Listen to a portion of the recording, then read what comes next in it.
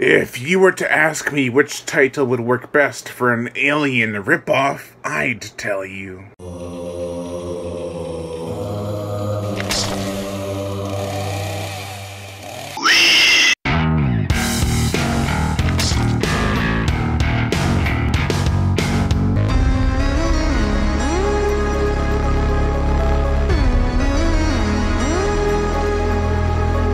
The Terror Within.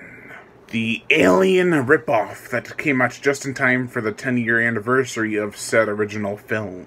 Welcome to day 4 of my Scare Show 3, titled Brash Bodies. You know, because nothing comes out of your body. Let us begin. The plot. After 2 members of an already small group of survivors are killed, 2 more go out to find them. They end up finding a woman who's been attacked by a common enemy. The so-called gargoyles. Yeah, gargoyles my ass. More like inside-out werewolves. Or just the things from Feast. I'm serious, they look just like them. Anyway, they bring her back to their base. Come to find out, she's pregnant, and if you've seen Alien, then you know where this is going. Now the 6 remaining survivors must band together, or split up, whatever benefits the plot, to survive. Now the real terror doesn't start until about 35 minutes in, when the beast within begins to pick people off. And then it all just kind of stops around 55 minutes in. Because if they continued the way they were going, this would be one short movie. Not to say that everything in between is bad, au contraire, it's actually quite entertaining.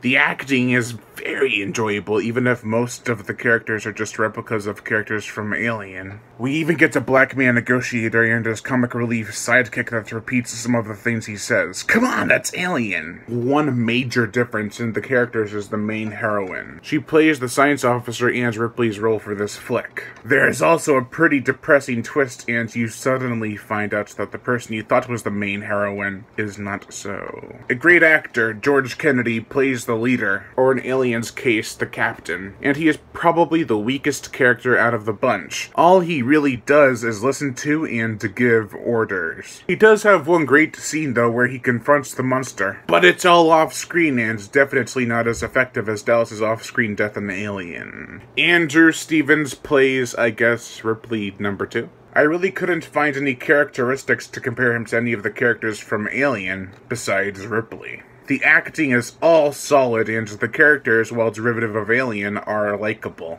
I know I am comparing this to Alien a lot, but can you really blame me? The film definitely has an apocalyptic vibe when outdoors, mainly because it takes place in the desert, and the interior shots of the base are actually quite impressive. Nothing awe-striking, but not Forbidden Worlds and Galaxy of Terror level of cheesiness. The gore, we get a bloody birthing scene, savage scratch marks, and some gory throat slashing. It's definitely earned its R rating. The musical score, nothing too memorable. However, I did find some moments of music that built tension rather nicely. I think this is definitely one of the best straight-up Alien ripoffs, and is quite underrated. Most people think of Forbidden Worlds and Galaxy of Terror when it comes to Corman Alien ripoffs. The effects, gore, tension, atmosphere, and music are all strong points. The only major problem I have with it is that it is so derivative of Alien that it becomes noticeably tolerable. You can love things about this movie, but then you come to realize that you only love them because they're just like Alien. The inside-out werewolves, I mean gargoyles, are an interesting design. Feast would take that design later on, kinda. I am not sure if they are alien or just mutated humanoids. Maybe the sequel will have some answers to the burning questions that I have for The Terror Within.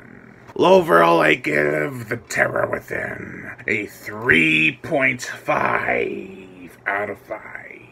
I am Brian Gatto, host of Horror Show Movie Reviews. Make sure to like my Facebook page in the description below to leave comments and subscribe.